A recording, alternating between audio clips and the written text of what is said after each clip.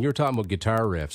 There was a question I wanted to ask you because I read about this. And, of course, the music business has obviously changed so much in '68, but even since the late '80s when you signed with Mercury and put out your first couple of albums. The story goes that when you put out Walk Softly on This Heart of Mine, that I don't know if it was a record company thing, if I got that right, or if there was just some radio stations that wouldn't play. They play an edited version. They'd come right in with the vocal. They wouldn't play that riff because they said it was too rock for country radio. Did I read that correctly? Yeah, actually, back in the day, then they would put you on with radio stations, and you would try to sell your personality over the air to them to help play the music. And this one guy, old man, answered the phone one time, and he said, "I ain't playing that. It sounds too much like them Van Halens."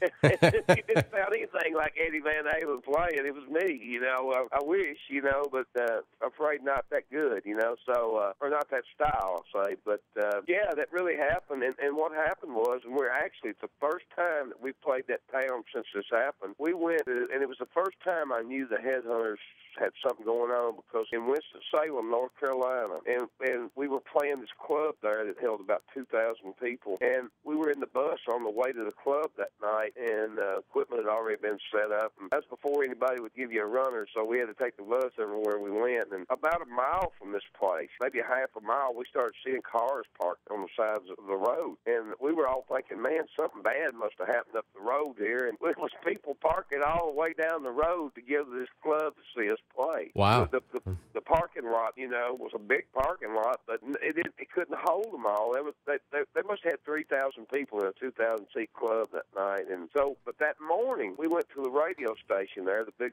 country station, and the guy said, "Okay, folks, here's the number one song this week for 3 weeks in a row. Walk Softly on This Heart of Mine." And it came right in on the vocals. And we went like, what just happened? Man, I think you started too late. Yeah. He said, "Oh, no, that's what I have to play." So we kind of got aggravated about it because we produced the album and were never asked if that could be done, and we would have said no, obviously. So that night, we had 3,000 local people in that club, and we said, "We're going to do our hit song, but we're going to start it out like the record really goes. You need to call your radio station tomorrow and tell them you want the real thing." And they did. And they did. Every one of them, probably, because that radio guy called the record company. He said, "What are these guys trying to do to me?"